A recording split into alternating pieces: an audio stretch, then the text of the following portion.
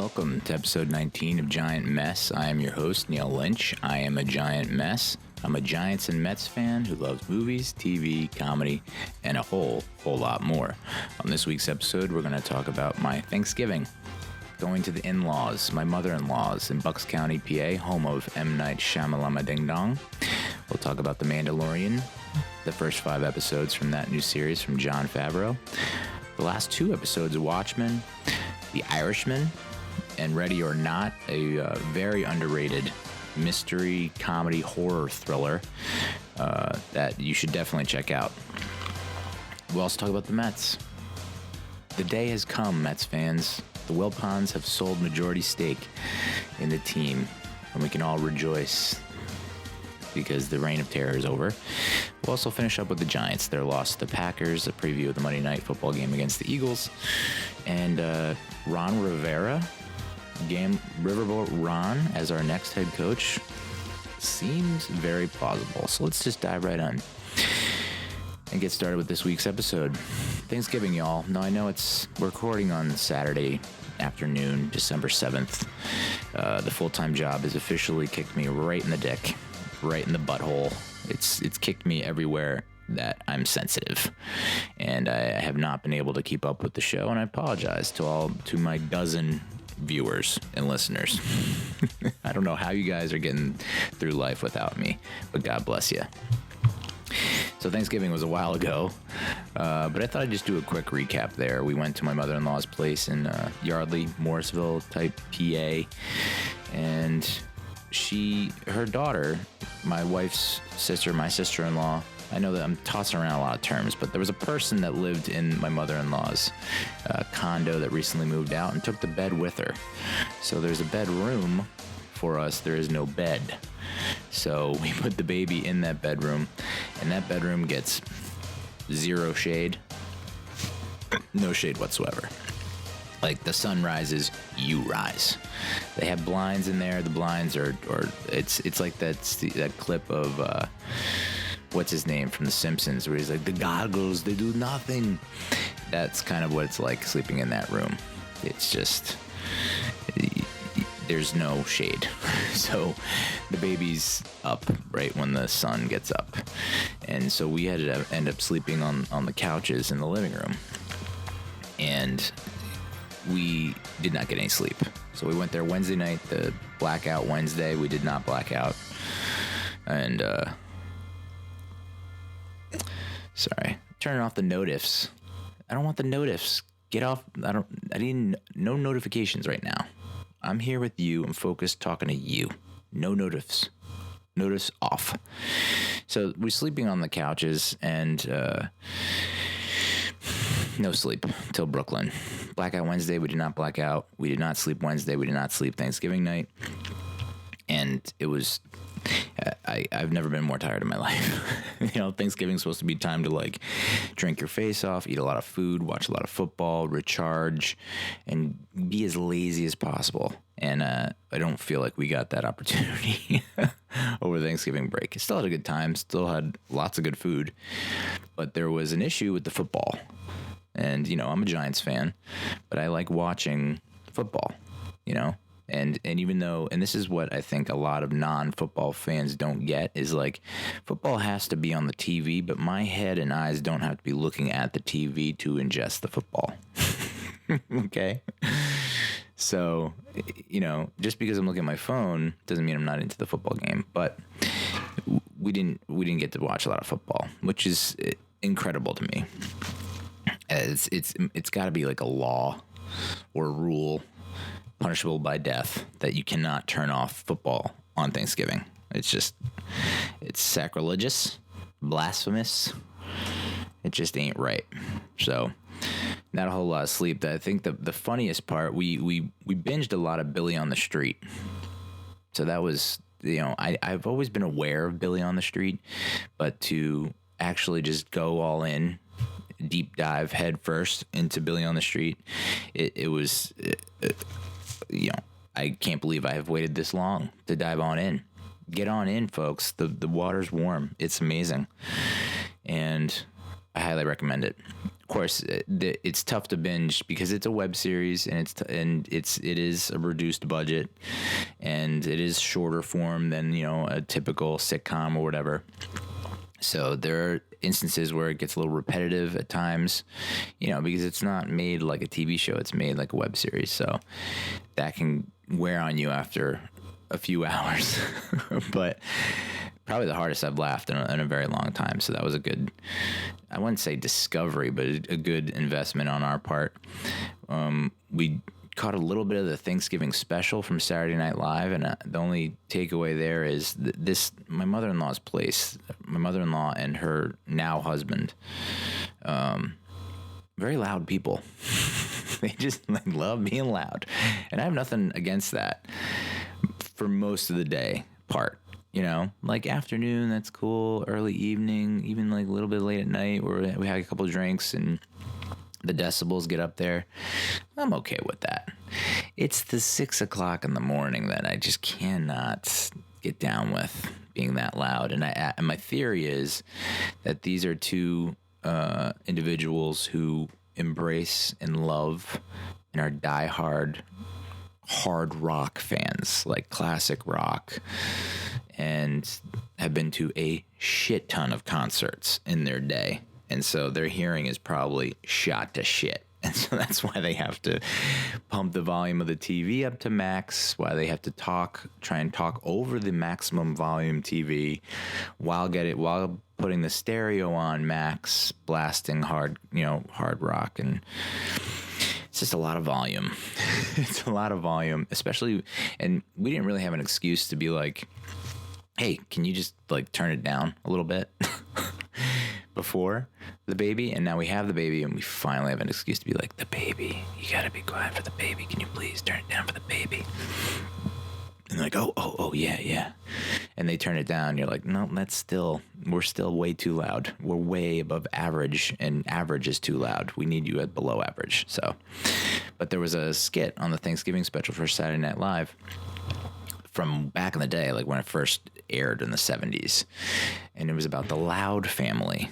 And I was like, you gotta be kidding me. I have never in my life, and I can consider myself to be a Saturday Night Live fan, I've never in my life once seen this skit.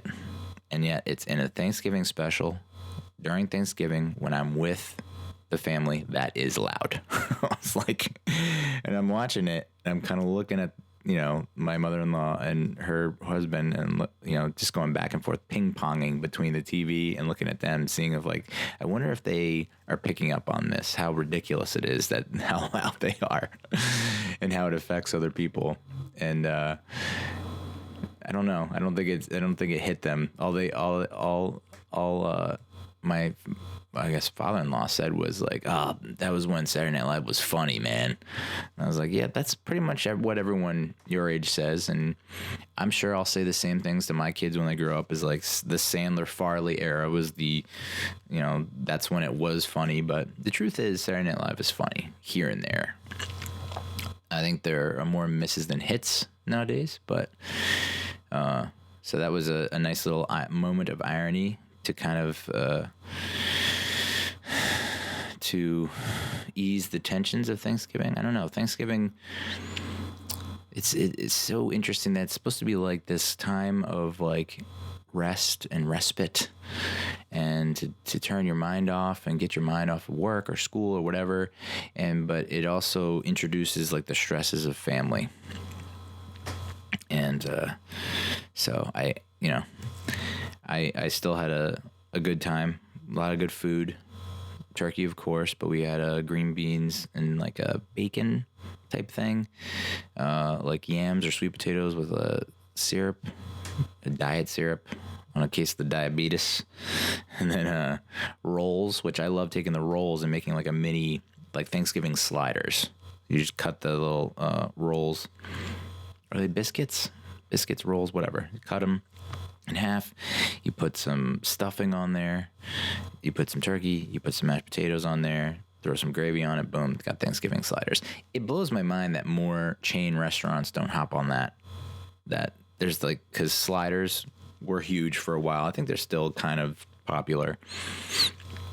And then, the Thanksgiving seasonal push, that's a slam dunk. Restaurants. I mean, I'll take 2% commission on all sales. That's fine with me. But, so that was Thanksgiving.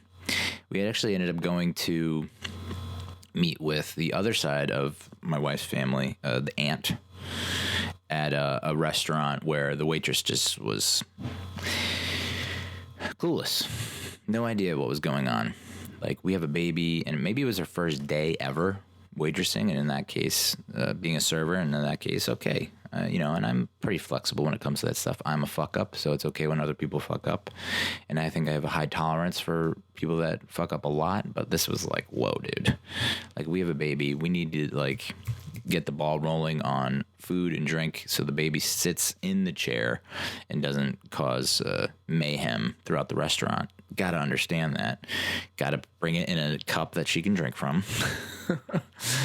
And you got to get her orders right. I've never had an order go that awry, that badly. So, we ordered a grilled cheese for the kid. She brings us mac and cheese. All right, cheese, I get it. That's an easily, that's easy to mess up. But my wife ordered a turkey BLT panini, and you brought her French onion soup. We're not even on the same, talking about the same page. No, we're not even in the same book. We're not even in the same library. All right, lady. And didn't bring the check at all. Just little stuff. And, we still, I didn't pay for it, but I assume we tipped well. But it just stinks that, we've now accepted this across the board. And I'm going to sound like an old man saying this, and I don't give a shit.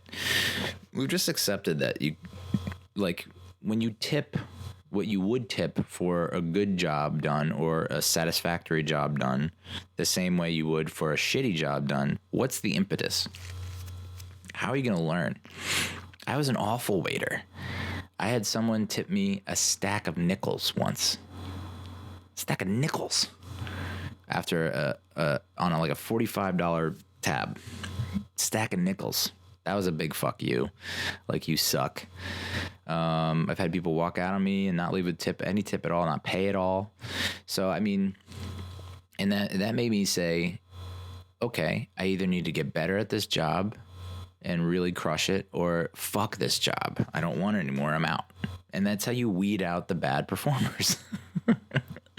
You reward the good performers, and then you punish the bad performers. And it's hard for me to bring myself to do that now. And the same goes with Uber too. Uber, you should be allowed to give someone 3 stars if they fuck up and it takes them an hour longer to get to your destination than it should have. You should be able to do that. You should feel free to do that and feel comfortable doing that. But nope, I'm pretty much just 5 stars all across the board, no matter what. And it's just I don't know. Gotta get to a better place wherever you feel all right doing that. But that's life. So let's turn to TV. Disney Plus. We signed up for Disney Plus. We are Verizon Unlimited customers. We had Disney Plus free for a year, which is one of the sweetest deals I've ever come across in my fucking life. I can't believe that was just a legitimate offer that a company with a bunch of big fat cats in their big suits, the suits agreed to that. It just seems like someone's losing a lot of money on this. And I guess it's Disney. And there was a survey where I guess 20 to 30% of people who are getting it for free said that they would not pay for it in 6 months to a year. Which I can see to a certain extent, because it's outside of the Mandalorian on Disney Plus, you have the collection, the library of Disney movies and TV shows. Okay. But is there a lot of original series that will have you outside of the Mandalorian that will keep you coming back that would justify the amount per month? On the flip side, on the positive side, it's not like Netflix. It's $15 a month, or HBO, $15, $16 a month. It's $7 or $6 a month. So it seems reasonable. And also it's if you have all these Disney movies that you bought, okay, I could see this is not worth it. But if you haven't bought them and you don't feel like renting them every time, it's an easy, you flip it on for the kids. So I wasn't really high on The Mandalorian. I was this just seems fluff or filler. It doesn't seem like something that I really need to pay attention to that's really going to stand out. It just seems like one of those offshoot productions that they use to kind of fill in the content gaps between the movies. And I was wrong. This is an awesome show. One of my favorite shows of 2019. Not as good as Watchmen, I don't think, but definitely as far as Star Wars productions go, it's right up there with some of the best. So awesome job by Jon Favreau, who is the creator behind this. And this is what I didn't know going into it, that it takes place 5 years after the events of Return of the Jedi, and follows a bounty hunter. So we're kind of in between. The Galactic Empire has fallen, thanks to Luke and that gang, Han, Leia, Ewoks. And it's, before the First Order rises. So before Kylo Ren and that whole gang takes the First Order to the next level. And there were a couple things that I've seen pop up with the Mandalorian. One is that Boba Fett is overrated, which I tend to agree with, and at first you're like, oh yeah, Boba Fett, it's nice to give a minor character, minor supporting character, the love that he or she deserves. And it's nice to shine the spotlight on a character that maybe doesn't get it so much, that isn't, in the limelight as much. But also Boba Fett was like not in the movies that much. So it's crazy over the years, the stigma, but the legend that has grown about Boba Fett and how he's now become like a fan favorite character. And it's like, he didn't do dick in the first 3 movies. When I say the first 3, I mean episodes 4, 5, 6. 4, 5, 6? Yeah, 4, 5, 6. Didn't do a whole lot in those. Very limited screen time. They kind of gave him more screen time in the prequel trilogy, episodes 1, 2, 3, that everyone seems to not love. So it's very interesting how Boba Fett gets as much attention and fanfare as he does. That being said, The Mandalorian is way cooler than Boba Fett. I don't know, and it's partially because it's Pedro Pascal is the voice who plays the Mandalorian, he's from Narcos. He was in one of the Kingsman movies, the second Kingsman movie, where he plays like one of the American agents. Was his codename Whiskey or something like that? And he's been in some other stuff too. I can't say off the top of my head, but I love him. I love the character. And, the big, you got Carl Weathers, who I couldn't remember his name before in previous episodes of this show. But Carl Weathers, Action Jackson, from The Predator. He makes an appearance, and he's awesome.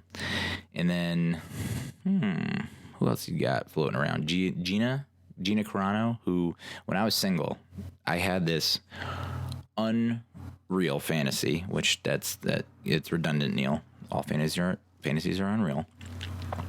But I saw her. I wasn't really into MMA. I'm still not into MMA. I can get into it. Like if you're like, hey, we're all getting together for a UFC watch party, come along, and I can somewhat speak to it. Like, oh, you should have done that. Like, I'm not completely lost, but I've never really been hardcore into MMA.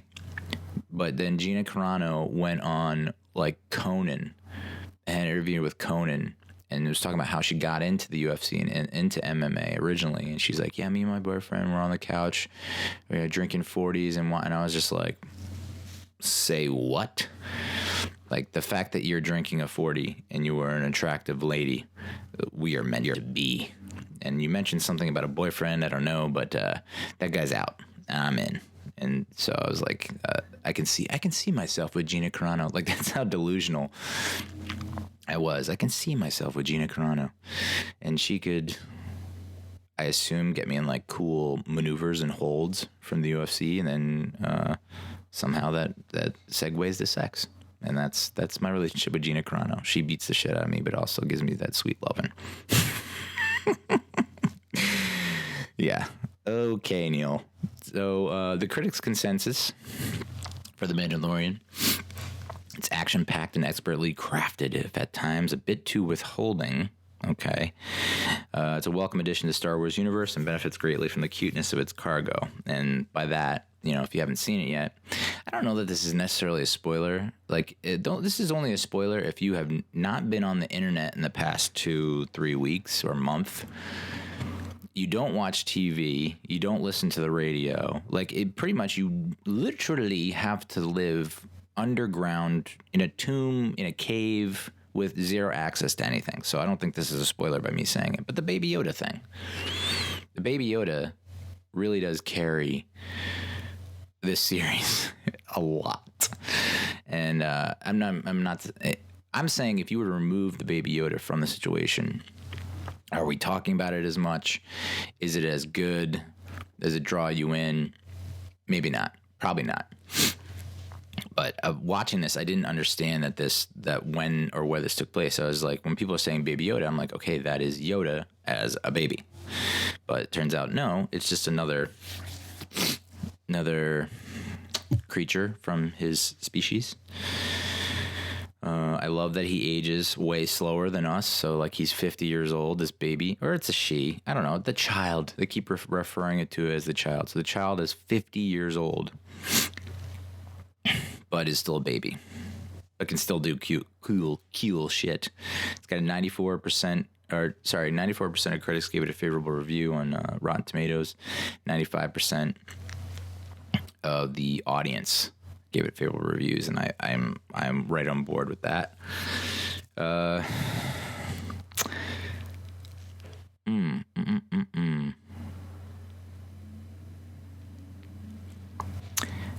Werner Herzog? Werner Herzog makes an appearance as the guy who initially gives the Mandalorian the bounty job to collect the cargo, which is the Baby Yoda. And what an interesting guy he is. He never watched a single moment of Star Wars, and now he's in this series and he loves it. Strictly based on Baby Yoda, I think, which is crazy. And then I just ended up watching episode 5 last night. But the action sequences, the special effects, I like that it really does feel like you're watching scenes from a Star Wars movie. So I think Favreau has done a phenomenal job of utilizing the wipes that were so inherent to or so within line of the franchise. But also there are little things too, I don't know if it was last episode or whatever, but the Mandalorian is he's being chased through space in his spaceship by another spaceship, another bounty hunter who is trying to collect the bounty. And gets his, through a couple of aerial maneuvers, he ends up behind the ship and he ends up shooting the ship. And the way the ship explodes is very similar. It looks similar to how the Death Star explodes in The New Hope, or that trilogy from the late 70s, early 80s. So even something like that little detail is just nice to see. And it just means that, he's obviously a fan and he gets it. So very excited to see where it goes. Although, I talk so much about my love for Gina Carano. That episode was touch and go. Touch and go. It was bordering on what you would see on Sci-Fi, which, nothing against Sci-Fi, the channel. I think Sci-Fi is and I think I mentioned this before, one of those channels where it's you see something and you're that's a great idea, concept, premise, but there's certain things that just take you out of it. Whether it's the writing, the directing, special effects, the fact that they don't have the kind of budget that they need to pull something off like this at such a huge scale. I was getting that kind of vibe with Gina Carano's episode, but it still ended up being pretty good. So that's a recommend from me. I'd say 4 out of 4, 5 out of 5 beers. I was able to catch up on the Watchmen. I keep saying the Watchmen. It's just Watchmen. Just drop the. And Oh boy. We've talked about this before with TV, where they have a bottle episode or an episode that feels, the look, everything about it is just unique. It kind of stands out from the rest of the series. It doesn't have the same kind of beats or plot points or look and what have you. And that was episode 6, The Extraordinary Being. So when we last left, Angela Abar had taken the whole bottle of nostalgia pills that are basically have been discontinued, manufactured and distributed by Lady True, banned because of people taking them that shouldn't have taken them, ODing and whatnot. And that's what we see here. Angela Abar takes, it's Will Reeves nostalgia pills. So you're not supposed to take another person's nostalgia pills. It can cause you to go insane in the membrane. So she ends up taking the whole bottle. And so now we go through her trip.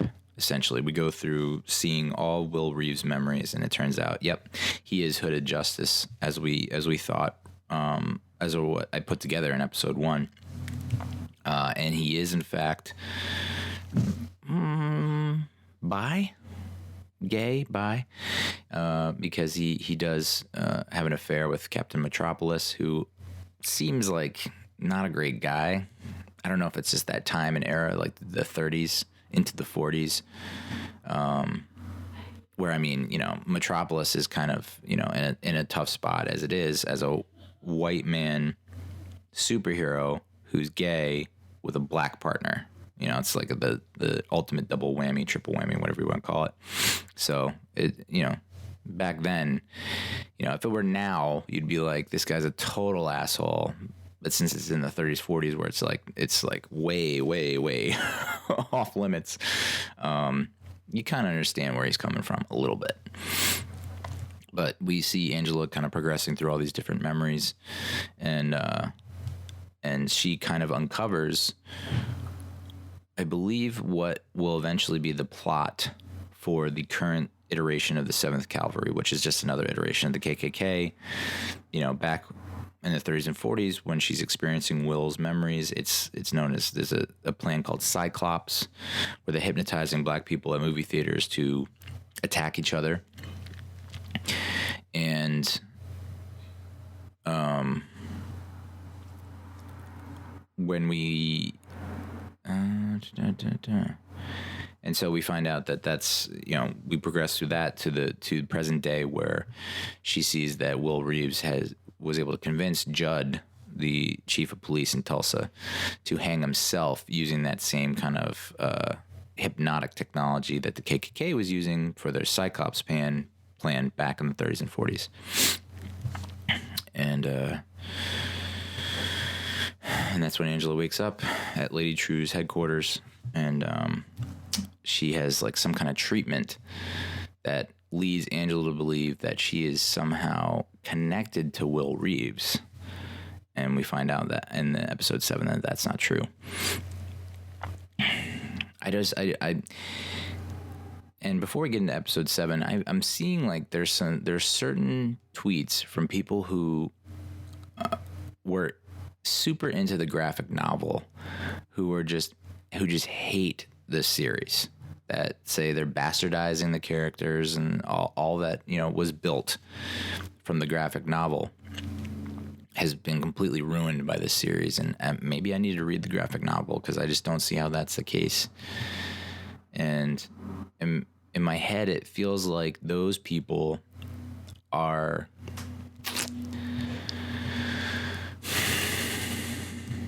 It's tough to say. You can't get inside their head, but it's just like, dude, chill out. It's fine. Anyway, episode 7. We get to see how Angela lost her parents in Vietnam in the mid-'80s, I would say 85, 86. So we find out that the Dr. Manhattan phone booths that supposedly connect to Mars actually go to Lady True's facilities. And this is where things get good. Oh, man. What a reveal. I had a feeling, I definitely had a feeling. Although I don't know what to make of, like, so, I mentioned that Angela thinks that she's connected to Will Reeves in another room. She follows the thread or whatever that's connected to her arm and goes into a room, and it's like a giant elephant. And I was like, I don't. And those moments are so Damon Lindelof, it hurts, because that is exactly to a T Lost and The Leftovers. To a T. I'm just going to throw you in a situation where it just makes zero sense, and I'm not going to explain it. It's like classic Lindelof. But Angela breaks free and is trying to escape. She has an encounter with Lady True. Lady True kind of reveals her plan to a certain extent, not really. But she says that I believe that Dr. Manhattan is here on Earth, that he's not on Mars, that he's been hiding in plain sight as a human being in Tulsa. And Angela gives like little to no response, and Lady True is like, don't you want to know who it is? And Angela doesn't even answer her, just walks out, takes off, busts through the barricade with Red Scare and Pirate Jenny, which I feel like, you know how they have all these, they have PDpedia, which is basically just Wikipedia online, where you can go and see like PD's files and whatnot. I feel like they briefly explored a web series with like Red Scare and Pirate Jenny in there, like their buddy cop arrangement, but probably not. And that's why I'm not in showbiz. But so we see Angela go race home, and she encounters Cal, and she's like, Cal, I think it's time, that we came clean. And she's like, John, I think we need to stop this. We're in danger, and I need you now, John. And she keeps calling him John, and John was the name of Dr. Manhattan before he became Dr. Manhattan, the watchmaker's son, who was a scientist and had the accident. And it makes, and I keep saying this, but I can't stop saying this. It's the beauty of this series. The fact that there are certain things that they do slow reveals, which I think are great. I'm all for the slow reveals, and I love how they drop the breadcrumbs to lead you to certain things, and sometimes those breadcrumbs lead you to the thing that you think it was, and so you're right, and you get that little reward in your reward center of your brain, the dopamine release or whatever. And then sometimes they do the red herring, where they leave a trail of breadcrumbs as something that you think is something, and it's completely not. So I fucking love that about this series. So all the people that are hating on it, that are like fans of the graphic novel, I can't completely admonish them and say they suck, but I'd have to read the graphic novel to see, like, is this that far off base from what was established and set down and set forth in the graphic novel? I don't think so. I've seen the movie, and I feel like a lot of this falls right in line with the movie. So, but yeah, Cal's Dr. Manhattan. Holy shit, bro. And I remember watching Cal, and it's not far-fetched at all. I was just like, and I gasped, because it's like, oh my God, what I suspected is correct. Although if I had to make a bet on it, I don't know if I would have put money down on it. I don't know if I would have been that confident, but it was like, there was a part of me that was like, Cal's almost like too perfect and too seemingly detached. Like, yeah, he had sex with Angela, and so but like, think about, and this is where everything comes rushing back. Every single scene in which Cal has a speaking part or whatever, every scene that he's in, you kind of go back and look at it and say, yep, all the clues were there. His detachment from an afterlife, saying like, his kids were talking about Uncle Judd. What happens to him? Is he in heaven? And he's like, there's no heaven. There's just nothing. Before him, there was nothing, and after that was nothing. And you're like, that's very Dr. Manhattan-esque. At the time, though, you're like, that sounds familiar, but you can't immediately assign it to Dr. Manhattan. And like, I've said it before in other Watchmen recaps that Cal seems like too good to be true. That he's like handsome and he's smart and he's funny and there's like no downside. And they keep mentioning this accident, but we don't see any physical toll of the accident other than possibly amnesia, which they address. They say amnesia is just something you see in soap operas. But yeah, overall, great reveal, great little plot twist, and like I cannot wait. I think there's 2 episodes left, 2 or 3 episodes left. So I'm very excited to see where it goes from here. We got to see a glimpse of what Angela's relationship with Dr. Manhattan was like in Vietnam a little bit, but now it's like, okay, Dr. Manhattan's back and he's gonna fuck shit up. I'm still a little hazy on was it Senator Keene? I think it's Senator Keene, Congressman Keene. And when he talks to, I want to say Looking Glass, but it could be Angela, about, it's probably Angela, I think. Is it? Just saying, she's basically like, so, I mean, what? You're like a white supremacist, racist fuck, blah, blah. And he's like, no, we have to restore the balance. It's not easy being a straight white man these days. And you're just like, oh my God. Like, in a way, I've had that thought. But I also don't have the thought we need to restore the balance. That's the kicker. And I'm not saying it's hard to be a straight white man, but there are times where you're like, it feels like the pendulum has swung the other way, and it's like now we're completely, I look at it as, let's look at it from a person level. Like, as a person, are you talented or what have you, regardless of how you look or where you came from? Just on a person level, who are you and how are you doing? So that's kind of what my MO is. Not like the white man has it so hard, but like the straight white man is, in a way, being discriminated against because that person's straight and white. Does that make sense? It's like it goes against progression and progressiveness. Progressiveness is, we're all people, we're all humans, we should all be treated, the same way. To, not, okay, well, you are African American or you are Hispanic or you're Asian American. You need to be given the advantage and the edge over other people because of your sexuality or your identity or your gender, blah, blah. But, if that's what it takes to get us to a better place where we can operate regardless of that, okay, sure. That's a sacrifice I'll make. It's so stupid. I like when I try to go on these like fucking really deep, thoughtful rants and I just end up sounding like such a fucking idiot. And it's like never gonna come to, and I don't think anyone will really see it that way. They'll just be like, oh, classic white whatever.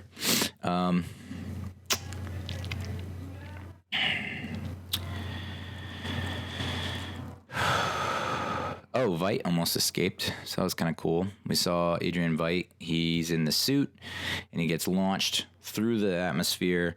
He kind of like lands on this, what looks like the moon, and you can see the space all around him, and it looks like Jupiter. There's like a humongous planet off in the distance with a bunch of rings, and he's like, I did it, and he's kind of just shouting out into space, like, I did it. And then he uses all these, like, the corpses of all the servants and the clones or whatever to spell out, save me. And you think he's about to get saved, and then he gets yanked back into this, I don't know, virtual environment, whatever environment it is. And the game warden arrests him, puts him on trial. The trial is obviously, like, it's just nonsense. It's a farce. Although there was a really good performance by that one servant who's a lawyer, or the one servant clone is a lawyer. So I thought that was cool. But now you're like, well, who's the game warden? And if does Dr. Manhattan, I mean, the answer is yes. Does Dr. Manhattan have the capability to like keep tabs on Veidt on the moon or wherever the fuck he is, while also being trapped inside Cal's body? Which that was the reveal.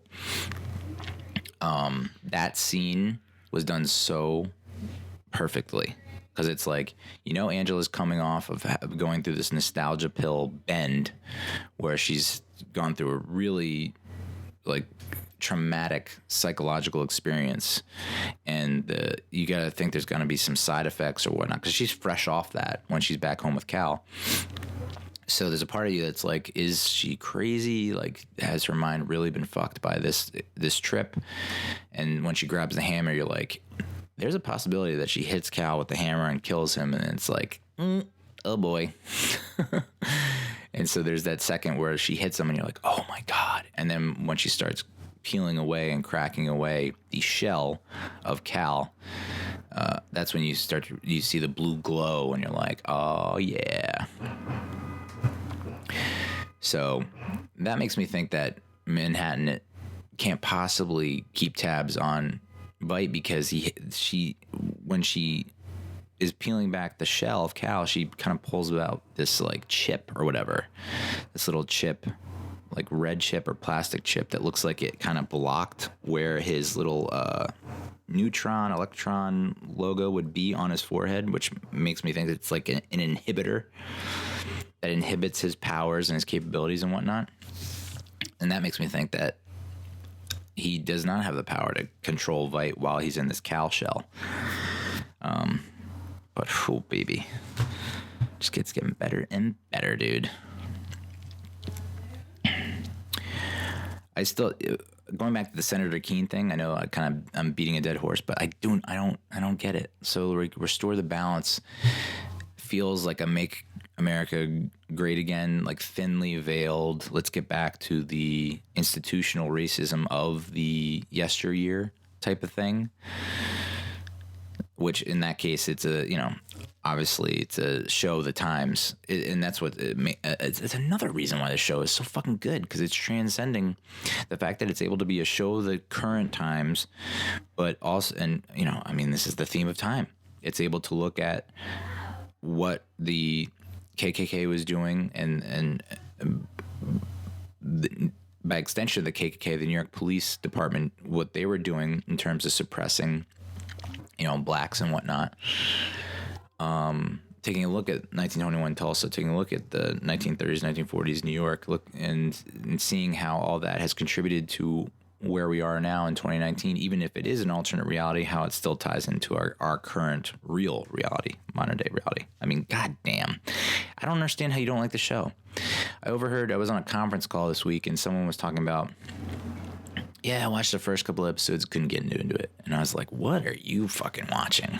What the fuck are you watching that you can't get into this show? It's so good. I guess we also had the Jane Crawford reveal. That's right, because Angela Abar went to Jane Crawford to kind of explain how Judd met his maker. And that's when Jane was like, it's crazy that we haven't had this talk earlier. And then she tries to activate the trap door, which was funny. And that's when Angela goes down and it goes face to face with Senator Keene, or Congressman Keene, whatever the fuck his title is. So unless I missed something, I'm still a little hazy on like how the Cyclops project is coming back. My thoughts are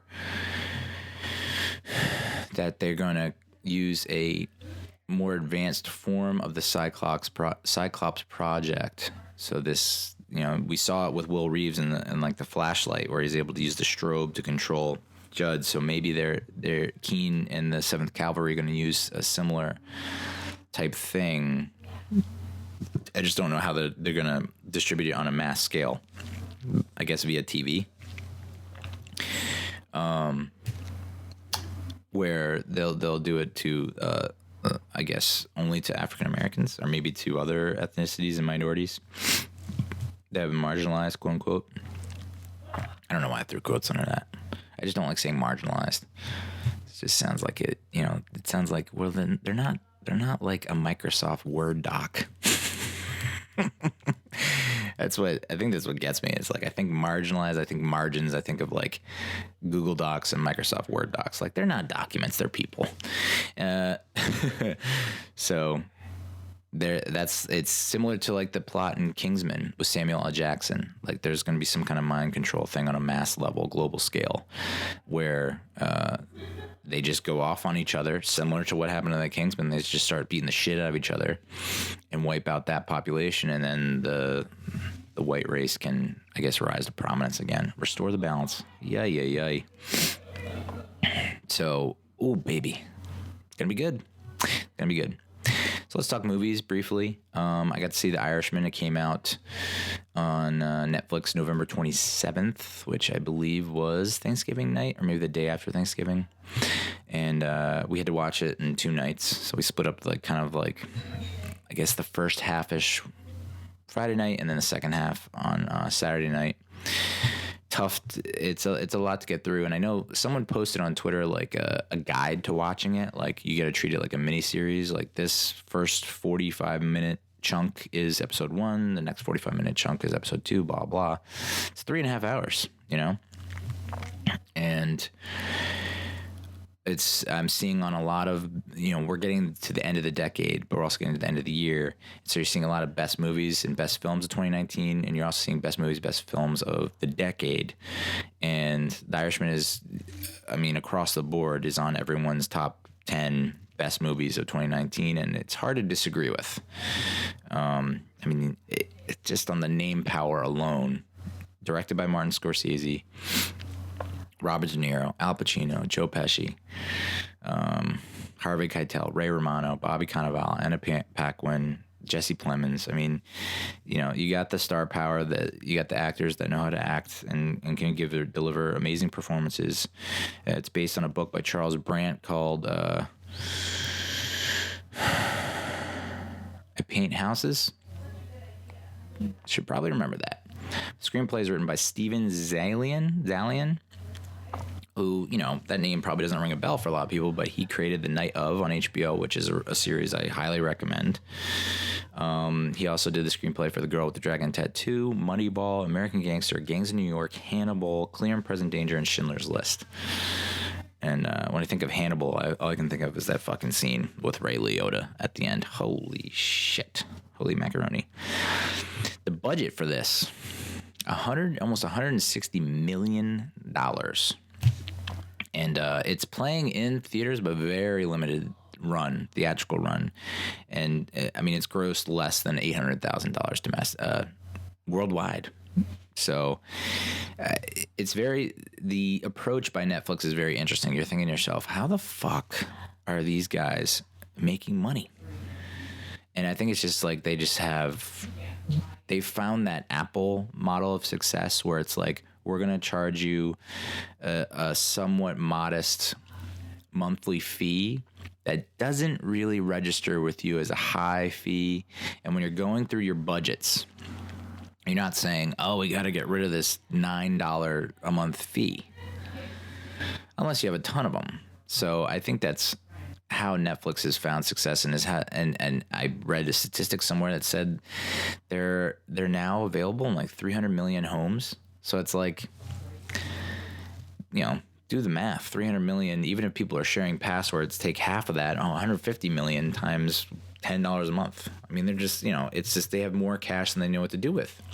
Yet I still hear that they're like operating at a loss, which is bananas. So, $160 million. And so far, I think over the first 5 days, there have been 17 million viewers, which I guess if you were to put that in, like, if they were to go to the theater, which that's asking a lot of all those people, but if all those people went to the theater to see this, 17 million times 15 to 20 bucks a pop, you probably, I guess, maybe I should do the math on that, huh? Maybe you should do the math on that, Neal. 17 mil times, we'll say 15. Yeah. So if those people had gone to the theaters, they would have probably broke even, made a little bit of a profit on the budget. 160 million. But so this is a biopic.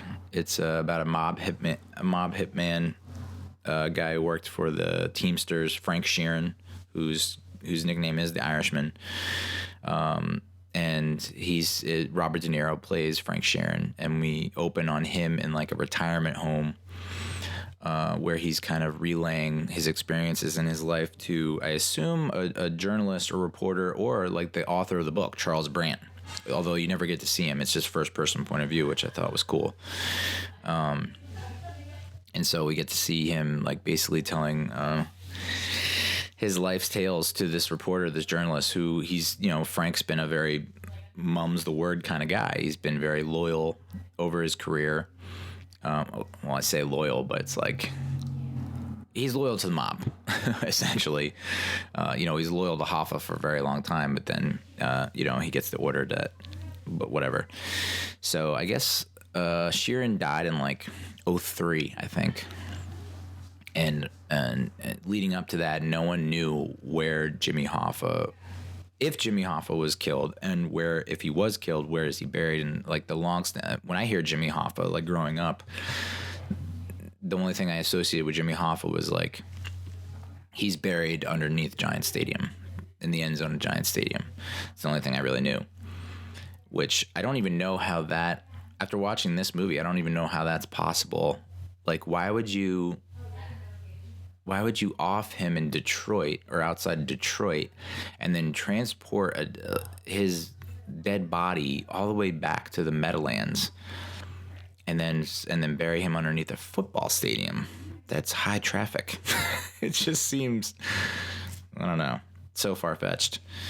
But yeah, you have De Niro, Sheeran, you have Pacino as Hoffa, which he does his Pacino thing from time to time, and so it's hard to tell. Like there are times where you're like, I'm not watching Jimmy Hoffa because I never actually saw Jimmy Hoffa on. I have seen pictures here and there, but I've never actually seen him like operate in real life on TV or whatever. So I can't even tell you if Pacino gave like a good portrayal, but he definitely put all of his Pacino into it. And then you have Pesci as Russ Bufalino of the Bufalino crime family.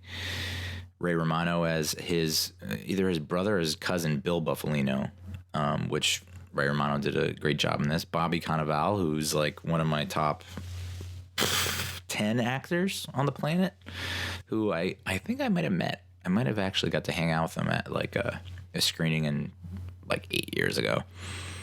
And Anna Paquin as the older Peggy Sheeran, Frank's daughter, who, they kind of like, that was one of those storylines where it didn't really, I guess Peggy was kind of the physical embodiment of like what Frank's family life was like. Because they didn't really focus too much on Frank and his wife. They kind of downplayed the fact that they downplayed his relationship with his wife, and then they kind of briefly devoted some screen time to how he met like his second wife, and that was that. So, and I know my wife tends to focus in on those kinds of things, in these type of movies, biopics, whatever, where it's pretty male dominated. She's always looking for the female influence, which is, that's why I love her. And it's true. Like this one, it's tough to tell. The wife and then the mistress who becomes the wife, they're just kind of there, and they're not, you don't see that interaction, but the family element that Scorsese focused in on, which maybe this was the case in the book as well, was Peggy, the daughter. But it's interesting that he had like 3 or 4 daughters, but they focused on Peggy. And like Peggy was always very standoffish and aloof and like intimidated or scared by her father and his cohorts. And, eventually that snowballs and gains momentum to the point where Jimmy Hoffa takes a liking, when Frank hooks up with Jimmy Hoffa and starts working for him, Hoffa and Peggy connect and bond in a way that Frank couldn't bond with his daughter, and that his cohorts, like even Joe Pesci's character, Russ he can't, as powerful as he is, he can't bend the influence of this little girl, Peggy. And my wife seems to think that was Scorsese trying to tell us that Hoffa was the good guy because he was able to connect with Peggy, and that Peggy is kind of almost like, I mean, this is a very crude analogy, but you know how like dogs in what series can detect evil or ghosts, and so they bark? Terminator. Dogs can sense Terminators or can smell Terminators. They can smell evil, you know, in general. They can smell evil or sense evil or ghosts to that. I think like that's Peg. It's crude. I know, but that's like Peggy in this movie. She's able to sense that her father's not up to good shit, and that Russ is just an extension of that. That he's also represents evil and bad, and she doesn't like it. But yet she definitely takes to Jimmy Hoffa because, you know, Hoffa did some bad shit, but not like to the point of like I'm murdering like literally killing the competition, dumping their bodies and whatnot. So it's tough to say. I can't imagine a man of that wielding that kind of power, not taking it to a violent, really bad level, but yeah, I could be wrong. I know that he definitely bent the rules, and he worked with the mob extensively. So, but you know, in this context, in this movie, in this story, Hoffa is kind of portrayed as the good guy. And we do get to see the turmoil with Frank to a certain, you know, we do get to see his inner turmoil and his strife and his conflict. It's not, and I guess that's why De Niro is considered one of the best, is that he's not over emoting, right? A lot of what he's experiencing with this conflict of like, should I murder essentially my hero, my best friend, you know, at the behest of like the mob and the mafia, who I've kind of grown away from. Like I've kind of embraced this Teamsters lifestyle. I like where I am. I'm being awarded. I'm being honored, and I picked Jimmy Hoffa to speak, and so it stinks, you know, him watching the interactions from afar, the interactions with Russ and Jimmy. You know, it's like a child of divorce type of thing, you know, and unlike most children of divorce, he really did. I mean, I don't know. I'm not a child of divorce, but I imagine there are a lot of instances where you were like influenced or forced, pressured to take a side, pick a side. And that's what happens here. And he picks the mob over Jimmy Hoffa. So the things that stood out to me were the things that you've probably seen online everywhere. There's the people are talking about the de-aging, which I thought was done really well, but it was still hard for me to 100% buy into Robert De Niro. Like when we're first really introduced to Bobby, Frank Sheeran, when he's like delivering the meat, and I'm looking at him and I'm thinking, wow, they did a really good job. He looks like he's my age. I'm 39, you know. I thought like he looks like he's probably in his 40s, whatnot. And then you find out like, and then you have Joe Pesci calling him a kid, and you're like, who the fuck are you talking about? How much older are you than this guy?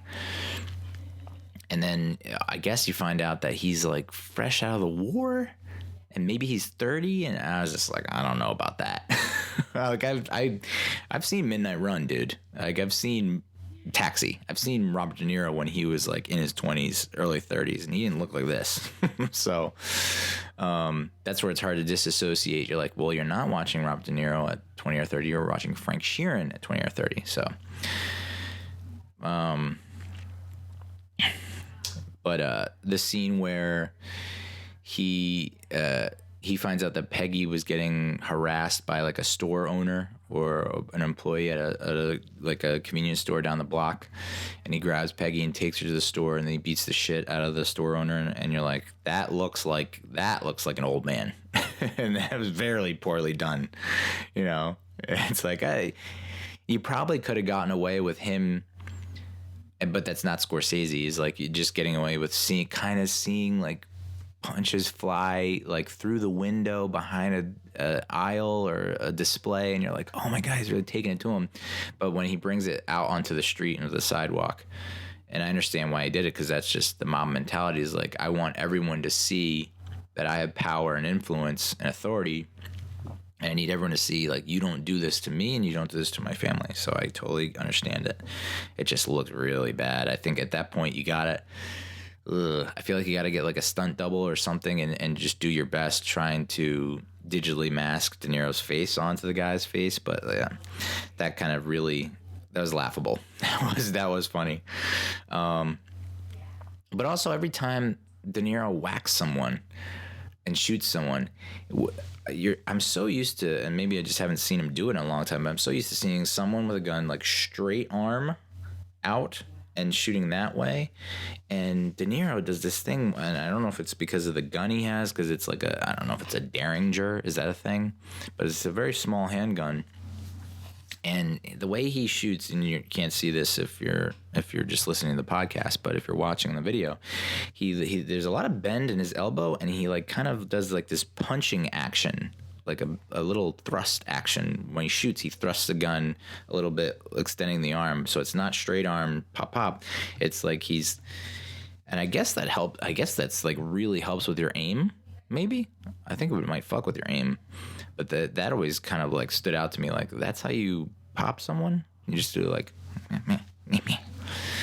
you know, almost like when you were a kid. And you know, I remember like riding in the Haunted Mansion ride in Disney World or Disneyland, Disney World.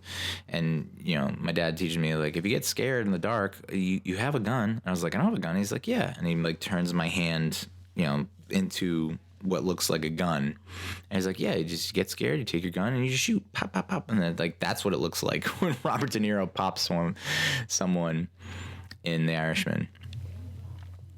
And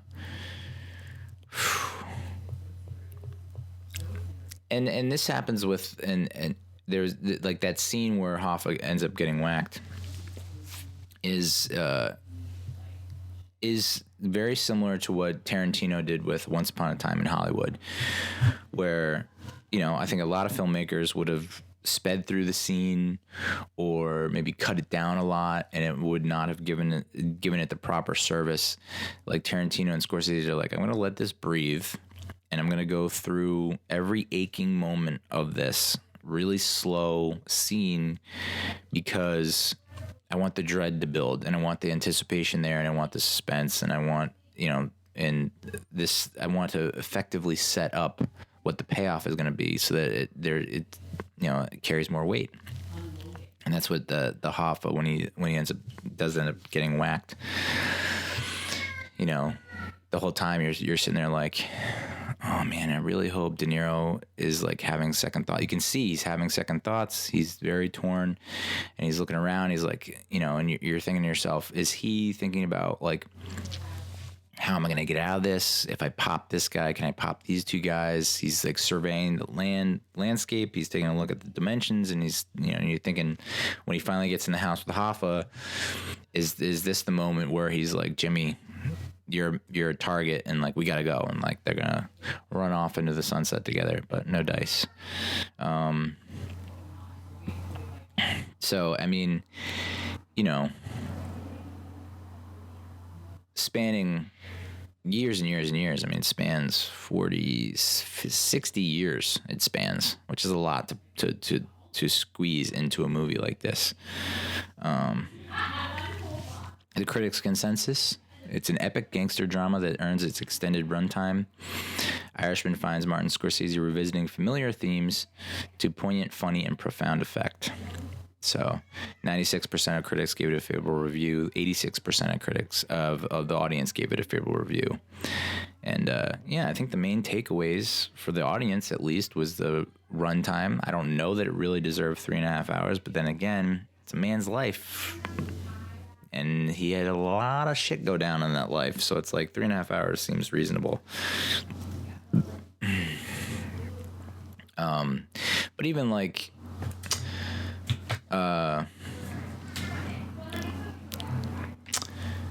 like when Hoffa has the meeting with Tony Pro, the guy from Union City, New Jersey, and Tony Pro shows up in like, you know, shorts, and he's 15 minutes late, and Hoffa cannot stand that, and he eventually lunges at Tony Pro. It's like this looks like an old person fight.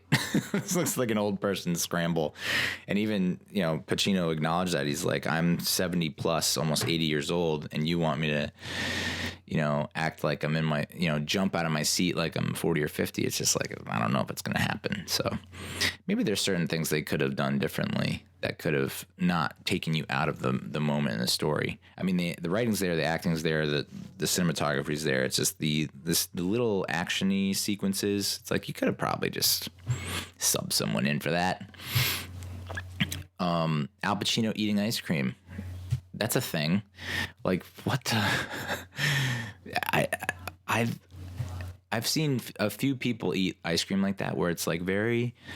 I'm going to take like I'm not going to fill up my entire spoon with ice cream. I'm going to do like a sliver of ice cream. And then, I think my dad might have done it, where it's like, take a little bit of ice cream and then do this little lip smack thing where you go, and it's just like, what?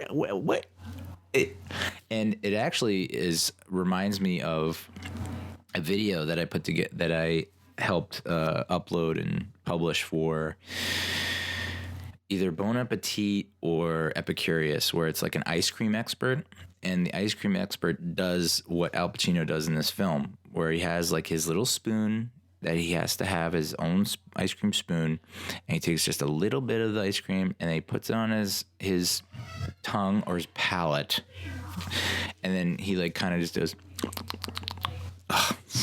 This just bothers me so much. So that's The Irishman. Kept it clean, kept it tight. Next movie up, Ready or Not. I just saw this last night, and I almost recommend this more than I do The Irishman. You know, Ready or Not. It's about a bride's wedding night that takes a sinister turn when her eccentric new in-laws force her to take part in a terrifying game. It's rated R. It's an hour and 35 minutes, so a very quick watch. Comedy, horror, mystery. It was released the day after our wedding anniversary, August 21st, 2019. I got a couple friends with birthdays on that date. And so I think it just completely flew under the radar. It's an August release, which means studio was like, maybe, maybe not. We're not entirely confident in it, but it's kind of a dumping ground for summer movies. And it actually performed really well. I mean, it had a budget of $6 million. And it did, it earned that back in its opening weekend, did better than that in opening weekend. And then it eventually grossed $28 million domestically and $57 million worldwide. So that's a hit. And, you know, if I'm a studio exec, it's like, got sequel on the brain, but I don't know. Maybe it's more of an anthology series, but I could definitely see a continuation of the story.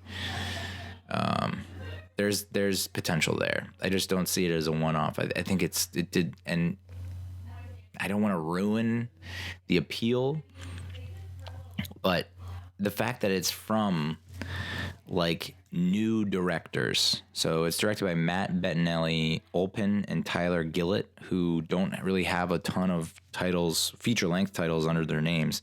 They did work together on Devil's Due and VHS, which I heard VHS is really good. I haven't checked it out yet.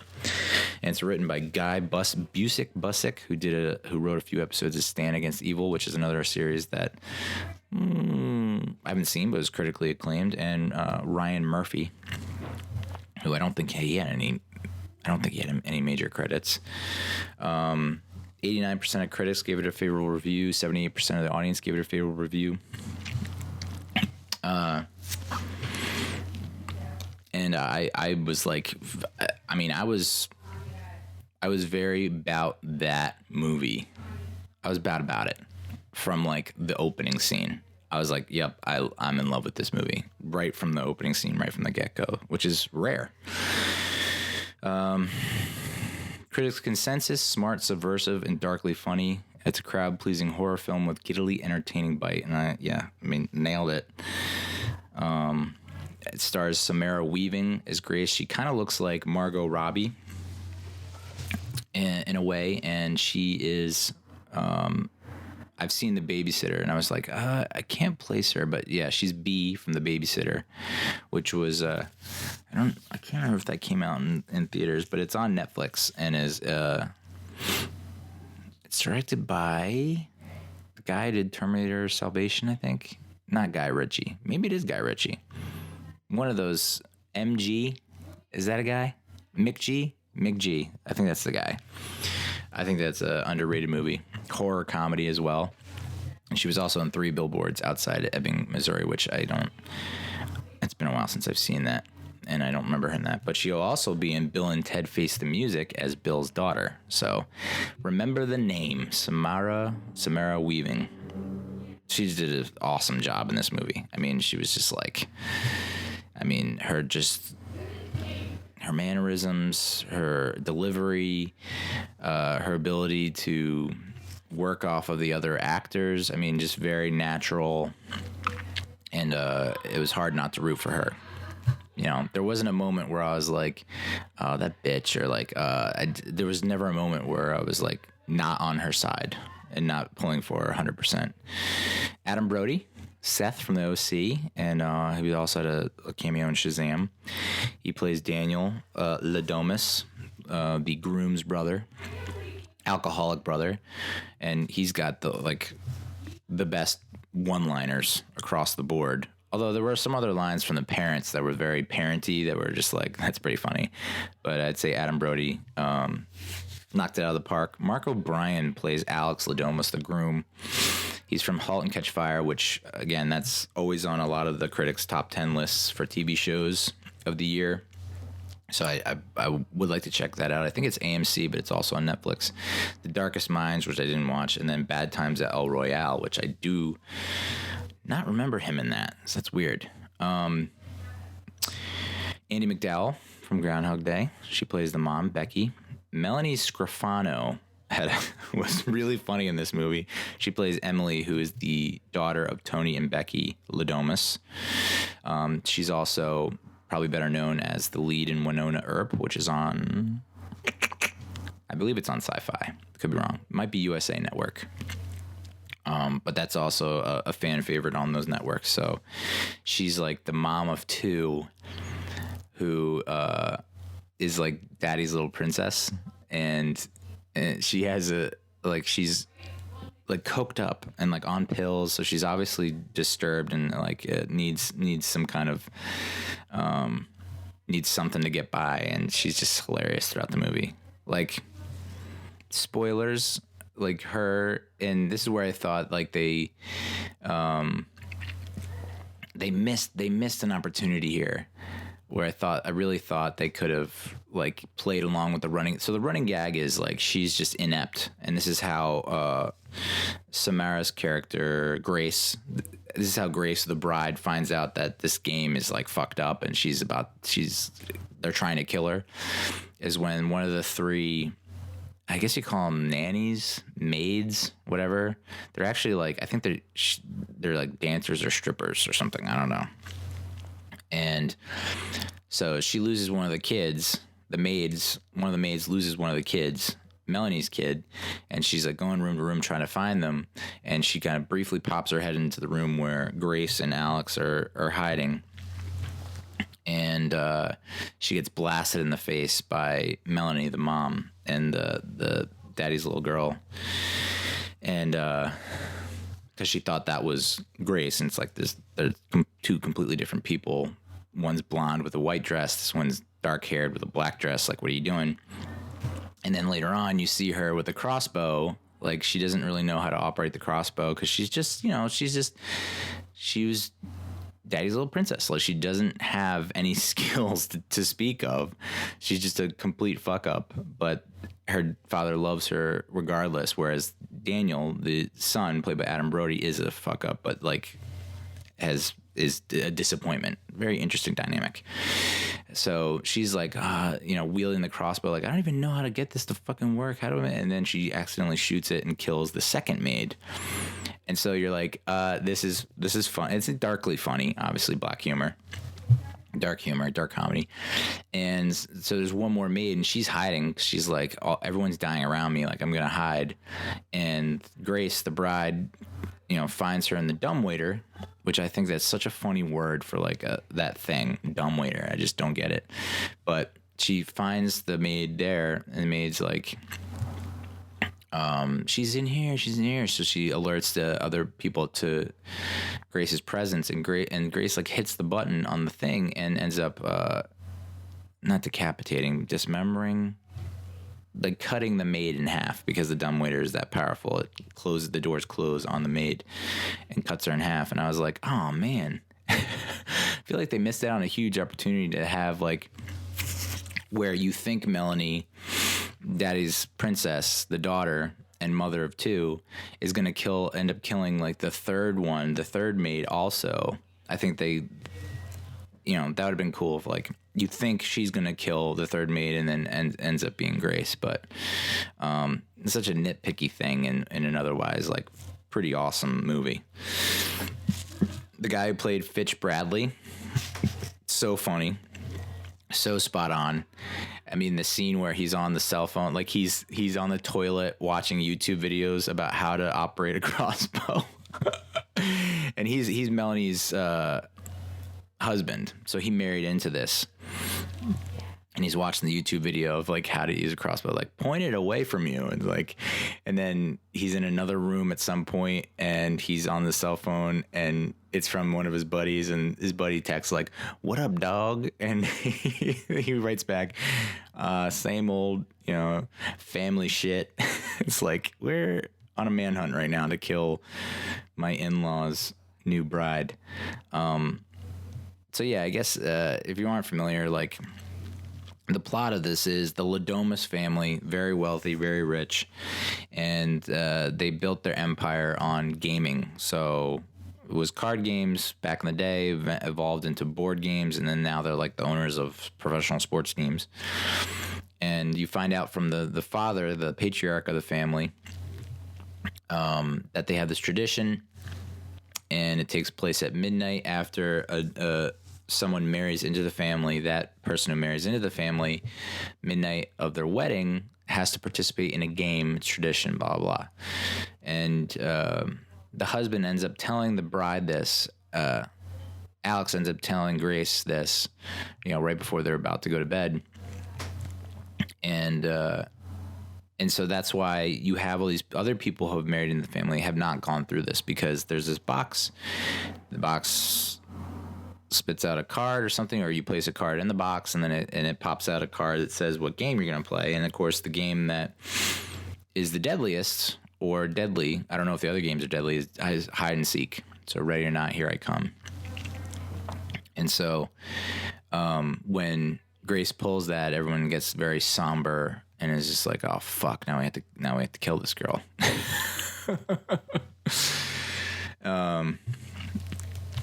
So Aunt Helene, that was another favorite character of mine. So it's kind of hard to rank the characters in terms of like who my favorites are. At the beginning, it was Aunt Helene, because we opened the movie with Alex and Daniel as little boys, and they're running through the mansion, and there's a man kind of appears to be running after them, who's wounded, and you're like, oh, the man must be going after those boys to hurt them, intruder or something.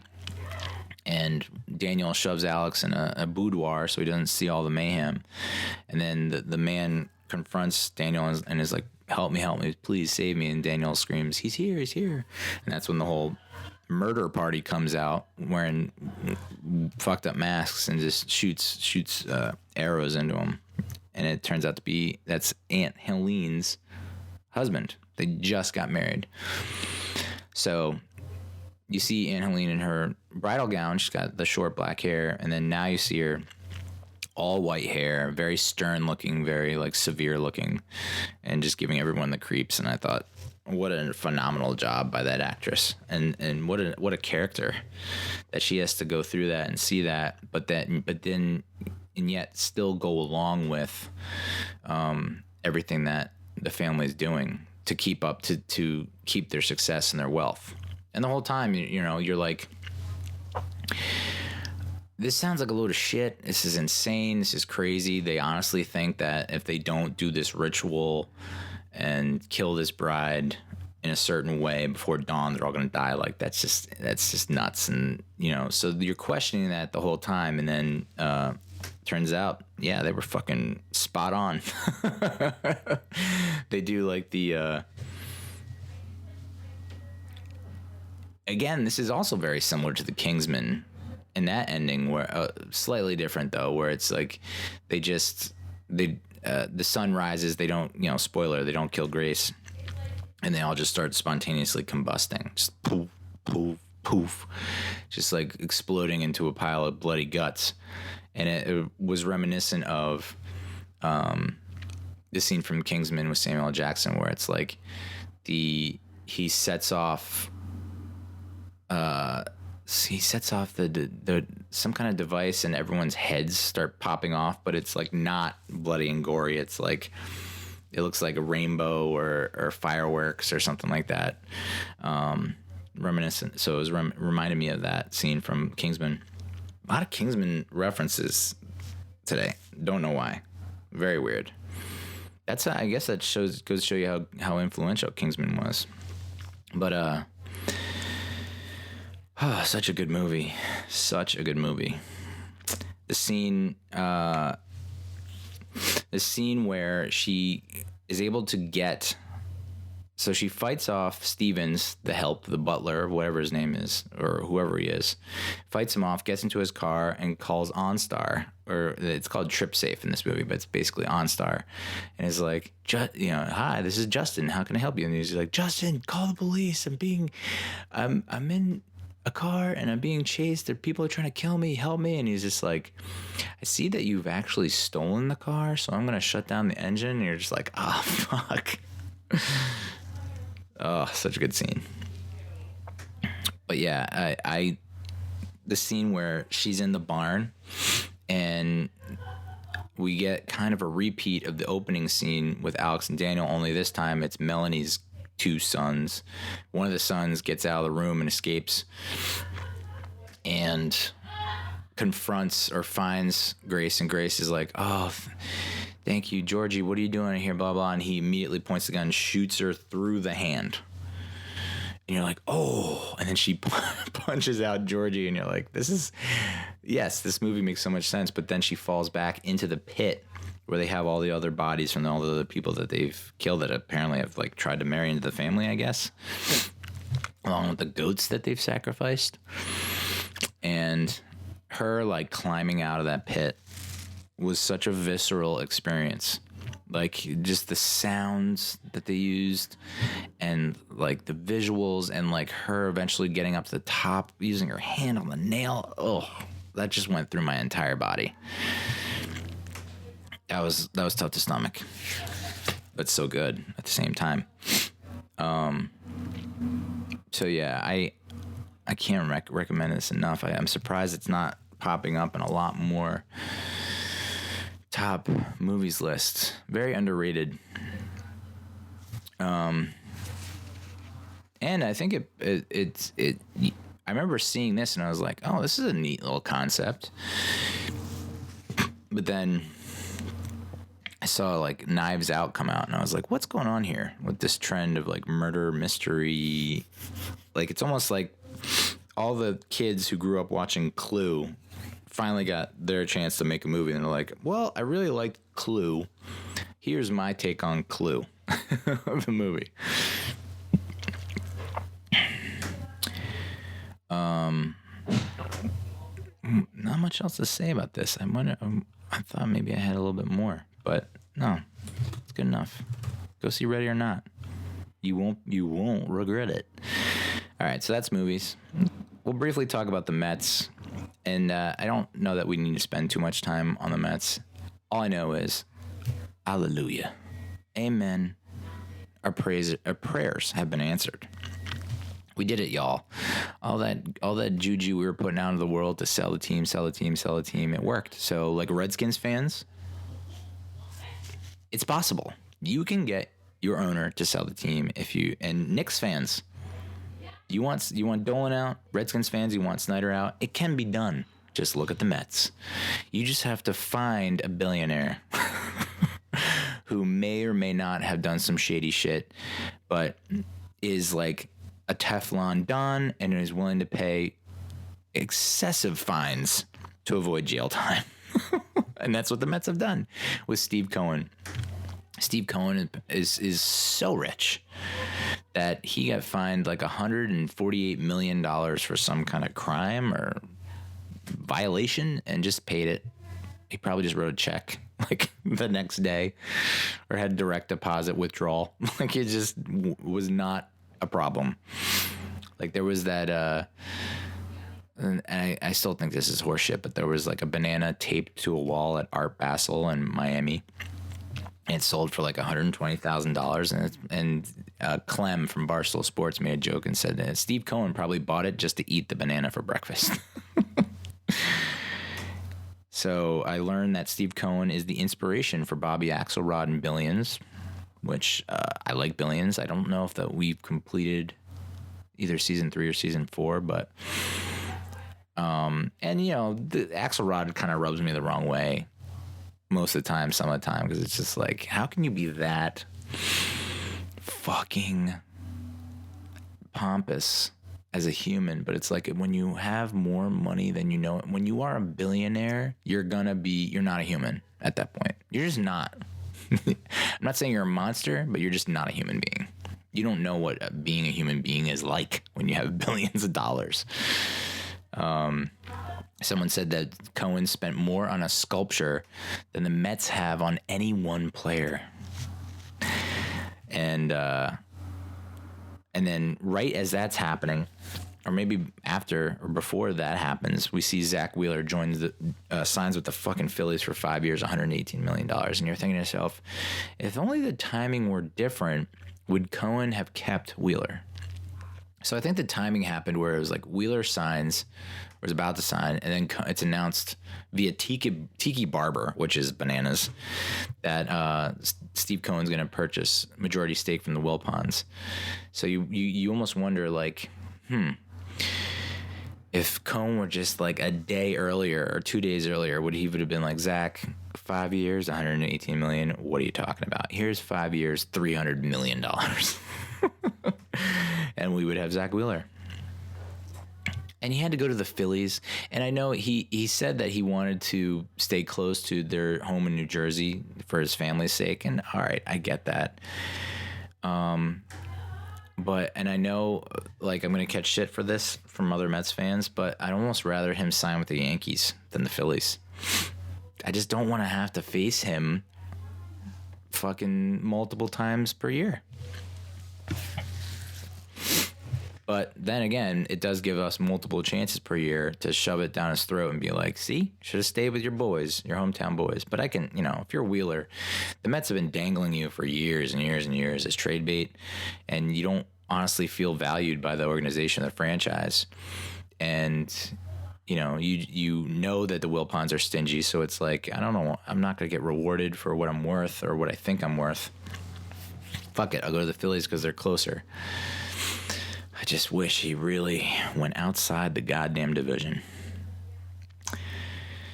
We also traded for Jacob Marisnick. No clue how to pronounce that. He's a Golden Glove type caliber center fielder, known for his defense, not for his offense. Hard to say. I don't think we gave up much. We gave up 2 in return. I think we gave up like a pitcher and an outfielder, maybe. Prospects. Hard to say how he fits into the roster. My guess is that they're going to really start him in center field, and then they bump Nimmo to left. Others have said that he's a platoon player, that he's going to split time with Nimmo. I don't know. There were some people that were like kind of psyched about this move, and they're saying that he's going to be the next J.D. Davis. And I hope they're right. I just don't see it. And I'm thinking to myself, like, is this the splash that we were looking for? Not necessarily a splash. And I'm being honest. I was expecting a little bit more. I know that we weren't probably gonna get like the top center field free agent. and I'd like to still see them try to trade for Starling Marte. I think that's worth pursuing because I don't think that you're really improved. I mean, you improve your defense, but he's still got a bat. So and this is another analogy someone says, well, did we just trade for another Juan Lagares when we had Juan Lagares on the team? And it's well, Juan Lagares is older now than Marisnik, I believe.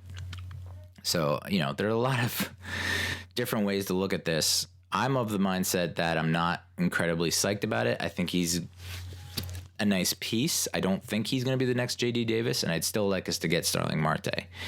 Because you do that, then your outfield's set, and you don't have to worry about it anymore because you have enough pieces out there.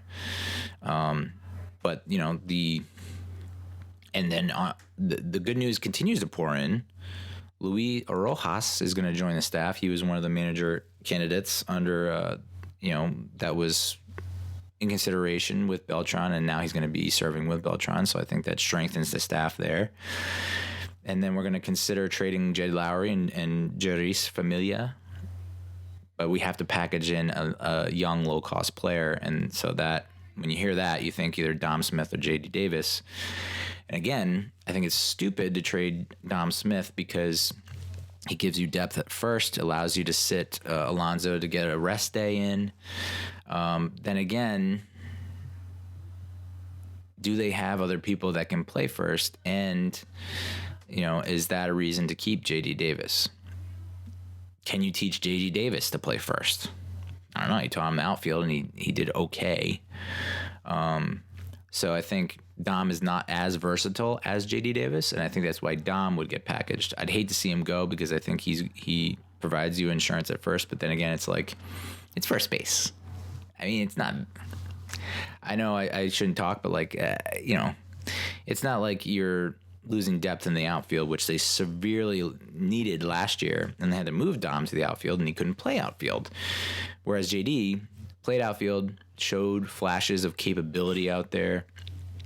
Natural third baseman, could probably, give you some quality innings at first as well. So I think they keep JD over Dom, and I think they package Dom with Lowry and Familia.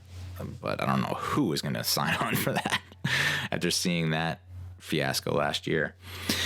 And then we'll round out the Mets by saying or talking about the team's interest in Rick Porcello, who, I have a buddy who's a Red Sox fan. I follow Jared Carrabis with Barstool. I know Porcello had a Cy Young type year one year. I can't remember. Maybe it was as far back as 2013. I don't think so though. But I haven't heard much about him since then. It's a name that I'd have to do some more digging on. But right off the bat, knee-jerk reaction, I don't hate it. But I think that's I believe Rick's another righty, and I'd still like us to go after a lefty. So let's dive on into the stats, folks, real quick, just to see what we're getting with Porcello if we go after him. Be nice if it just popped up. What I want, Google. You know what I want. All right, Rick Porcello. All right, here we go. Oh, he's from Morristown, New Jersey, so he's a hometown guy. Former first-round draft pick with the Detroit Tigers. Went to Seton Hall Prep in West Orange, which is where my uncle lives. So right off the bat, it's you're saying things that I like. And of course, the computer freezes. Because why wouldn't it? All right. Projected to have 12 wins and 10 losses with a 5 ERA. Ooh. Expected to give up 28 home runs. Ooh. And a 1.337 whip. Yikes. So he had 22 wins in 16, 17 losses in 17. 17-7 when the Sox won the World Series in 18. He was 14-12 last year. And his ERA is above 4. So he's going to be 31. So, yeah, I can see why people are not, foaming at the mouth for that. They're not salivating to get old pork chop in the building. there will probably be better options, but I could be wrong. Plenty of arms out there. All right, so that's Mets. Let's finish up with the Giants. Goddamn.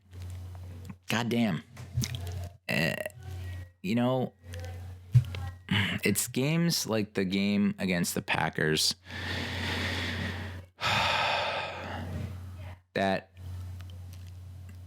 I didn't expect the Giants to win. I said last week that, the Giants, even when they're shitty as hell, 2017, 2018, whenever they're real bad, 1998, when they beat the Broncos, who were undefeated at the time, and with Kent Graham and Amani Toomer, like, no matter how bad and shitty the Giants have been, or they always in those seasons have one upset win. I thought maybe the Green Bay Packers would be the upset win because they're banged up across the board. Their run defense stinks, so maybe Saquon gets back on track. It was snowing, so I thought that's perfect weather for just ground, smash mouth football. Just run it down their throats.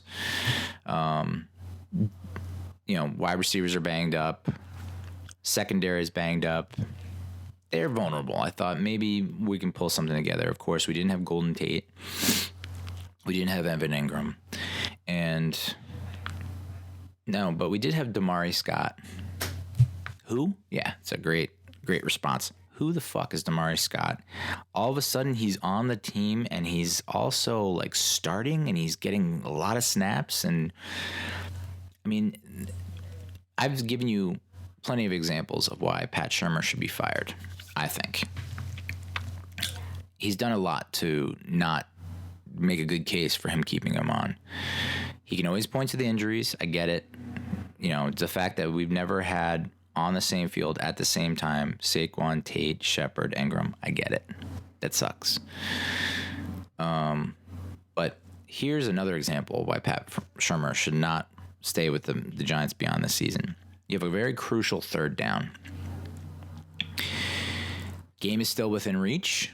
Okay, I know it looks like we got blown out of the water 31-13. Meanwhile, we were in the game for, I want to say, 3 quarters into the fourth. Like, we were within striking distance. It wasn't completely out of control. Shurmur dials up on third down, a crucial third down, a shotgun jet sweep handoff to Damari Scott. What the actual fuck are you doing? A guy that has not touched the ball all season, the guy who probably hasn't even been on the team most of the season or has ever taken snaps with the first team most of the season, in a crucial third down where you need the first down, you're going to that guy. That you're calling his number. Just stupid. Just dumb. Just dumb. And if you want to know why James Bettcher should be fired, you can look to the comments made by Janoris Jenkins. Okay, this is he was an elite cornerback. I don't know that he is anymore, but who can tell with this coaching scheme? Jenkins attacked the coaching scheme, Bettcher's scheme, and he admitted he doesn't understand why the coaches are scheming how they are. He says, "I'm the only one in the league that don't travel no more. I don't understand why. I was traveling other years." Of course, the one game that he did travel with Mike Evans against Tampa in week 3, he got torched. So I don't know that, it's like, Janoris, the one chance we did give to you, you did not come through. But same respect, you're paying the guy a lot of money, and you're not paying that guy a lot of money, top 5 corner money, to play zone. You're just not. And I guess, was it Richard Sherman? Or maybe even, was it Darrelle Revis? I guess they play like one side of the field, and that's their side of the field, and you rarely see the ball. Okay. But I don't think that's why we signed Janoris Jenkins. I think we signed him to take out the opponent's number 1 receiver, and that hasn't happened.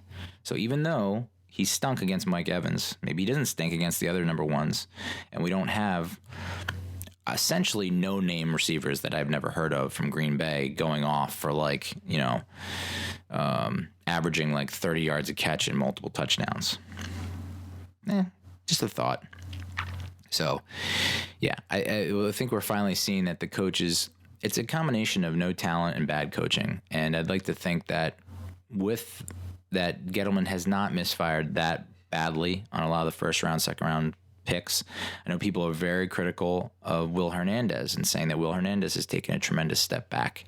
And we always looked at the 2018 draft, which was Gettleman's first draft, and this past year's draft as evidence as to why we should keep Gettleman. And now it's not looking like that because BJ Hill has regressed, Will Hernandez has regressed.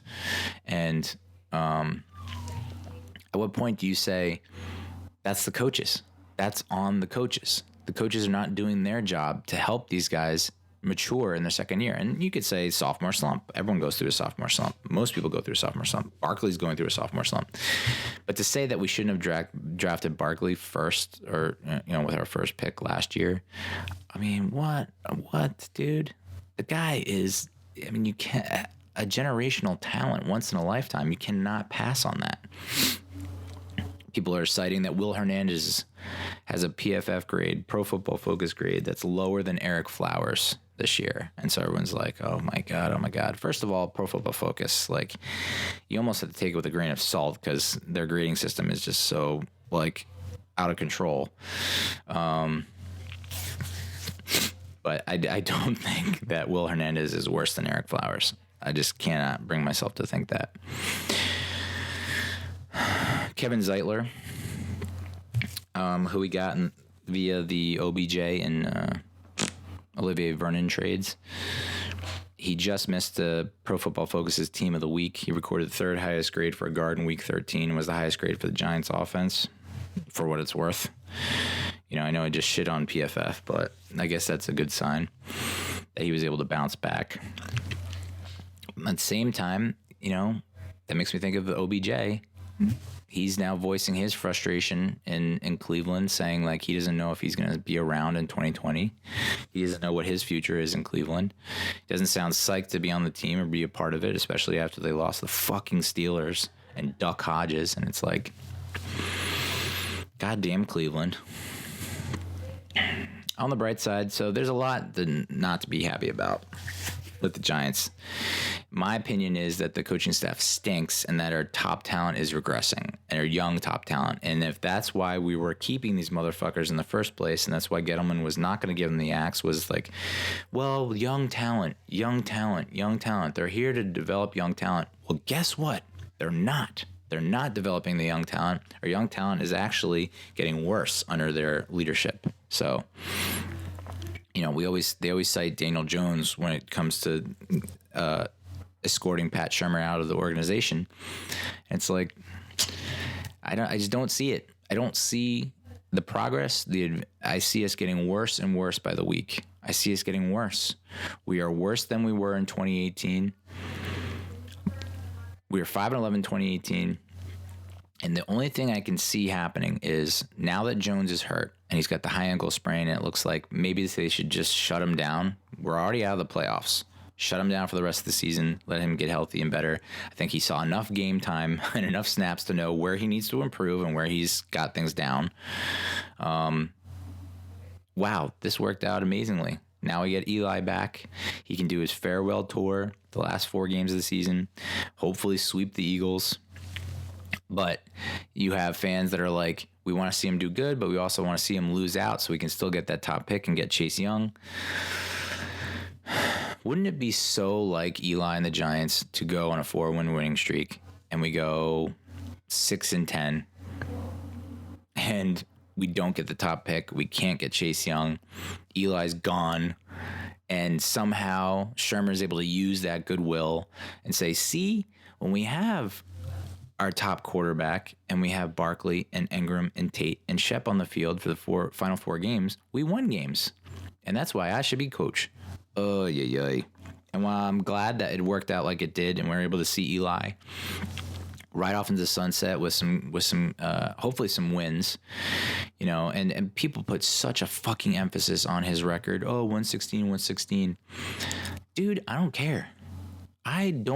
And if you're a Giants fan, that should not bother you at all. And that shouldn't even come into the conversation when we talk about Hall of Fame. Absolutely not. Because real fans know this whole stretch, 2013 to now, is completely 1,000% on the front office and the coaching staff. All the way. And I know that can't be quantified.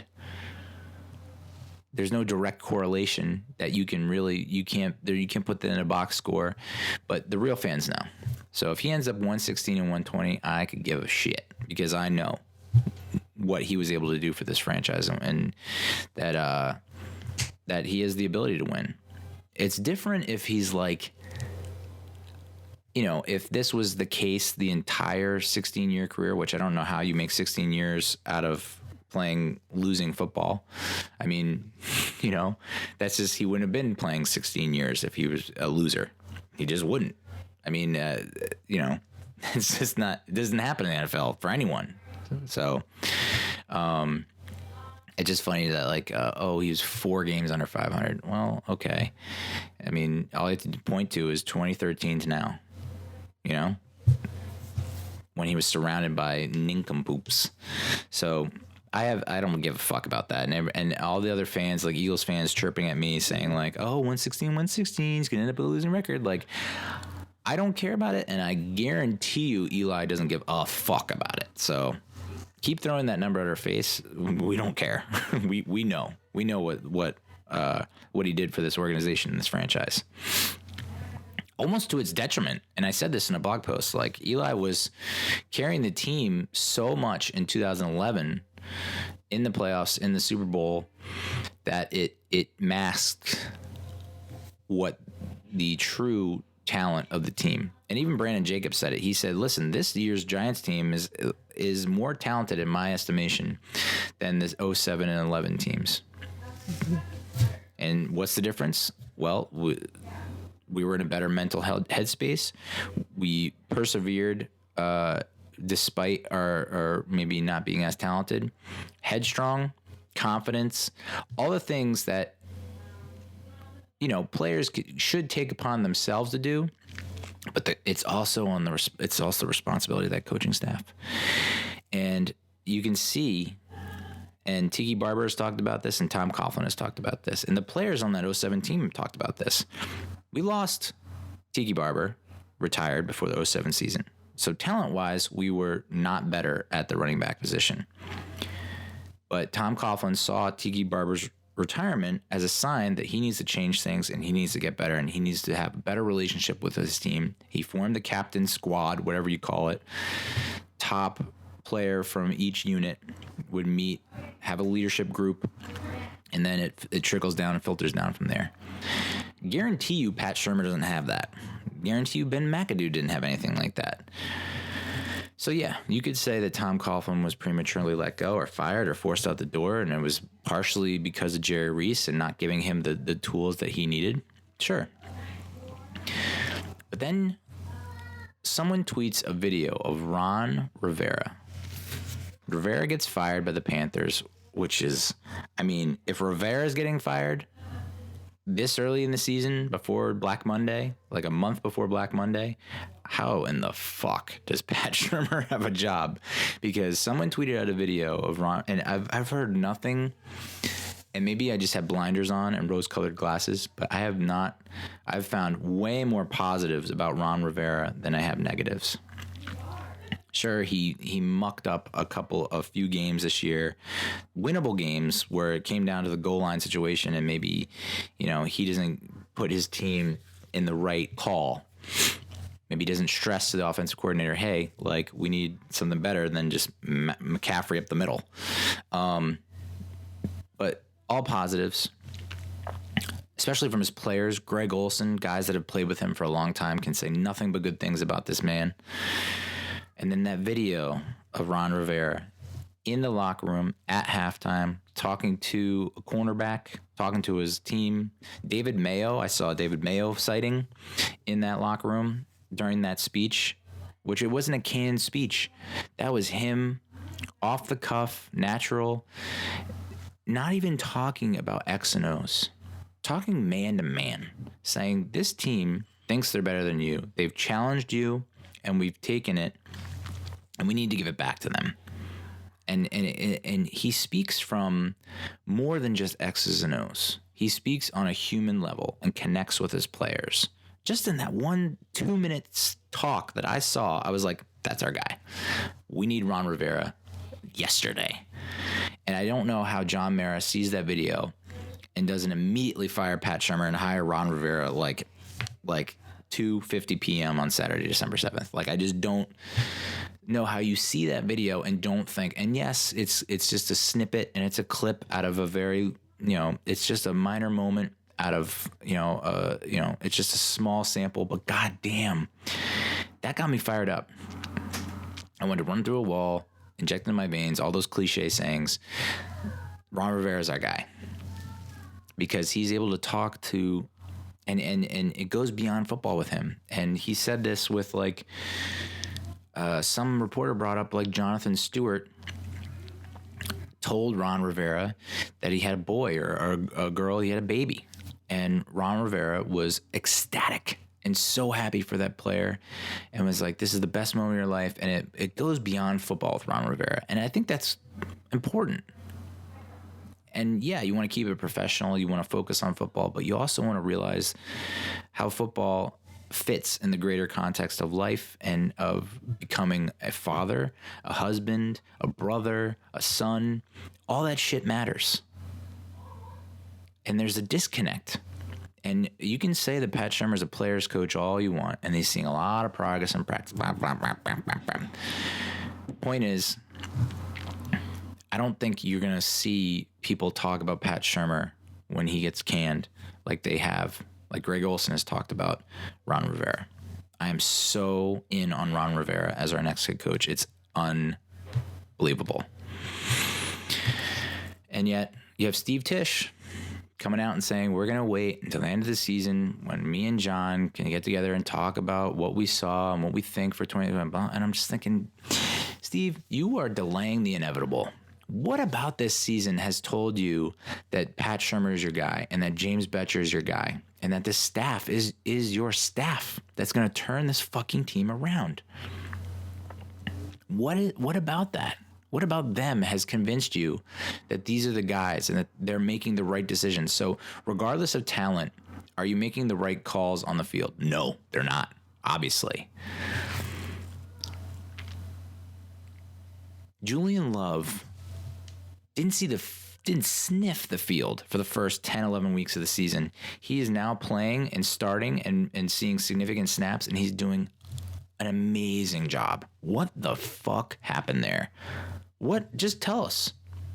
Tell us, because from our perspective, it looks like you really fucked up on Julian Love, how you evaluated his talent and how you estimated how he can contribute to the ball club. It looks like you grossly erred on that side. You like very hardcore, egregious error on your part as a coaching staff that you didn't think that this guy should be on the field all the time. It's just like bananas. I just little stuff like that just, it boggles my mind. Jabril Peppers is on IR. I mean, that's probably for the best. It's a lost season. Don't want to get him any more hurt. But I think that he can be a key contributor moving forward. Caden Smith looks good. Again, it's only 2 games. He had the touchdown against Chicago, but it was like something like 5 catches for 17 yards. It wasn't like he's, mind-boggling, blowing stuff out of the water. And then this game against the Packers, he had a couple of good catches, but like most of his chunk yardage came when the game's already out of reach and it's just trash, garbage time. So I'm not completely sold on Caden Smith. I think he's looked good so far, but I'd like to see how he progresses down the stretch.